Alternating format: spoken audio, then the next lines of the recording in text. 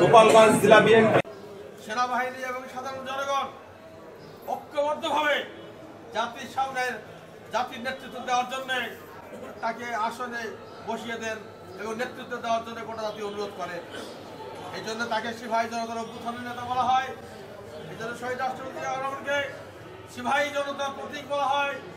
এই জন্য শহীদ রাষ্ট্রপতি জিয়া রহমানকে দেশের অন্যতম বীর পুরুষ বলা হয়। আর স্বাধীনতা যুদ্ধে উন্নত বীর পেয়েছেন। আপনাদের অনেক হয়তো জানা নাও থাকতে পারে, বাংলাদেশের স্বাধীনতা যুদ্ধে যারা যে ধরনের বীরত্বের পরিচয় দিয়েছে তাদেরকে সেই ধরনের খেতাব তৎকালীন বাংলাদেশ সরকার দিয়েছে। যা 7 জন সৈনিক, 7 জন ব্যক্তি সর্বোচ্চ ত্যাগ স্বীকার করেছেন, জীবন দিয়েছেন এই যুদ্ধে, এবং তাদের সর্বোচ্চ ত্যাগ ছিল। জাতীয় বিবেচনায় এই 7 জনকে বীর শ্রেষ্ঠ উপাধি দেওয়া হয়েছে। কথায় কেউ বীর শ্রেষ্ঠ উপাধি পায় না, মৃত্যুর পরে এই উপাধি দেওয়া হয়। এর পরবর্তী ধাপে যারা স্বাধীনতা যুদ্ধে সর্বোচ্চ বীরত্ব দেখিয়েছে, রণকৌশলে শত্রুকে পরাজিত করে দেশকে স্বাধীনতার জন্য 1 ইঞ্চি ইঞ্চি করে ভূখণ্ডকে মুক্ত করেছেন, সেই সমস্ত বীর যোদ্ধাদের সর্বোচ্চ সম্মান, সর্বোচ্চ ত্যাগের মর্যাদায় তাদেরকে বীর উত্তম খেতাব দেওয়া হয়েছে। আর সেই বীর উত্তম খেতাবধারীদের মধ্যে অন্যতম ছিলেন, শীর্ষে ছিলেন, প্রথম ছিলেন শহীদ রাষ্ট্রপতি জিয়া রহমান। এবং তিনি দীর্ঘ 9 মাস বিভিন্ন সেক্টর নামে একটা জেড ফোর্স সংগঠন ছিল। তিনি বাংলাদেশের মুক্তিযুদ্ধে একত্রিত করে ট্রেনিং দিয়ে এবং তিনি নিজের সশস্ত্র সংগ্রাম করে বাংলাদেশকে স্বাধীনতা উপহার দিয়েছে। এরপর জাতি যখন আবার ক্রান্তি লগ্নে সেই ৩২ সালের 15 আগস্টের পর বিভিন্ন চক্রান্ত শুরু হয়েছে, এরপর থেকে তিনি বাংলাদেশের রাষ্ট্রীয় ক্ষমতা আসীন হন এবং তার রাজনৈতিক বর্ণাঢ্য জীবন শুরু হয়।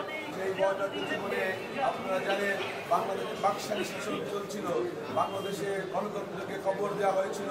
কিন্তু তিনি যখন বাংলাদেশের রাষ্ট্রীয় ক্ষমতা আসে তখন তিনি গণতন্ত্রের আবার পুনর্জন্ম দিয়েছেন। বাংলাদেশ শাসন করার জন্য ঢাকায় বসে থাকেননি, তিনি গ্রামগঞ্জে ছুটে গিয়েছিলেন, গ্রামগঞ্জে গিয়েছে, সাধারণ মানুষের সাথে হাত মিলিয়েছে, গ্রামে খাল খনন বিভিন্ন কর্মসূচি পালন করেছে। ৭২ সালে যখন স্বাধীনতার যুদ্ধ শুরু হয়েছিল, জাতি যখন দিশেহারা ছিলেন, সেই থেকে আমরা সবাই শুনেছি, I major Ziaur Rahman do here declared by independent of Bangladesh. আমি মেজর জিয়া বলছি, আজ থেকে বাংলাদেশ স্বাধীনতার ঘোষণা করা হলো। জাতি যখন আবার 1975 সালে ক্রান্তি লগ্নে, তখন আবার 7ই নভেম্বর সিপাহী বিপ্লবের মাধ্যমে শহীদ রাষ্ট্রপতি জিয়াউর রহমান বাংলাদেশের জাতিকে আবারও দিশারা জাতিকে সামনে এসে নেতৃত্ব দিয়েছেন। যুগে যুগে তিনি এসেছেন, তিনি যে বাংলাদেশের যে স্বল্প সময়ের জন্য বাংলাদেশের রাষ্ট্রীয় প্রধান ছিলেন, সেই সময় দেশের খাল কাটা থেকে কৃষি বিপ্লব থেকে শুরু করে সন্ত্রাস দুর্নীতি সবই দমন করতে শুরু হয়েছিলেন। যখন চাকরি করতেন, একসময় তিনি পাকিস্তান থেকে বদলি হয়ে যখন বাংলাদেশে আসে, ঠিক সেই মুহূর্তে বাংলাদেশের সার্বভৌমত্ব নিয়ে বাংলাদেশে ব্যাপক আন্দোলন সংগ্রাম শুরু হয়। কিন্তু একজন যোগ্য দক্ষ ব্যক্তিত্বের নেতৃত্ব ছাড়া এদেশের স্বাধীনতা আনা কখনই সম্ভব ছিল না। সেই সময় রাজনৈতিক নেতৃত্বে যারা ছিল, রাজনৈতিক দলের বড় বড় নেতা যারা ছিল, তারা স্বাধীনতার সপক্ষে কথা বলতে চেষ্টা করেছিল, কিন্তু ঘোষণা দিতে ব্যর্থ হয়েছিল। জিয়া রহমান দেশ ও জাতির প্রয়োজনে, দেশ ও জাতির ব্যর্থতায় বারবার ফিরে এসেছে। এদেশের মানুষের কল্যাণে কোনো সরকারকে উৎখাত করে নয়, কোনো সরকারকে ঘটিয়ে দিয়ে নয়, এদেশের মাটি ও মানুষের প্রয়োজনে জিয়া রহমান এদেশের ক্ষমতার মসনদে বসেছিল। সমৃদ্ধশালী, সুখী সমৃদ্ধশালী বাংলাদেশ গড়ে তোলার স্বপ্ন সেই প্রত্যয়ে নিরলস কাজ করে দেশকে একটা উন্নত রাষ্ট্রের দিকে যখন নিয়ে যাচ্ছিল, তখন দেশি বিদেশি চক্রান্তের মাধ্যমে আবারও শহীদ রাষ্ট্রপতি জিয়াউর রহমানকে নির্মমভাবে হত্যা করা হয়েছে। সংগ্রামী বন্ধুগণ, তার রেখে যাওয়া উত্তরসূরি দেশ নায়ক তারেক রহমান আগামী ভবিষ্যৎ বাংলাদেশ, সে দেশকে একটি সুখী সমৃদ্ধ যুগ উপযোগী দেশ হিসেবে গড়ে তোলার, আধুনিক বাংলাদেশ গড়ে তোলার প্রত্যয় নিয়ে আমাদের বাংলাদেশ সংখ্যাগরিষ্ঠ দেশ হিসেবে এই জনসংখ্যাকে কাজে লাগিয়ে একটি উন্নত সমৃদ্ধশালী দেশ হিসেবে 31 দফার যে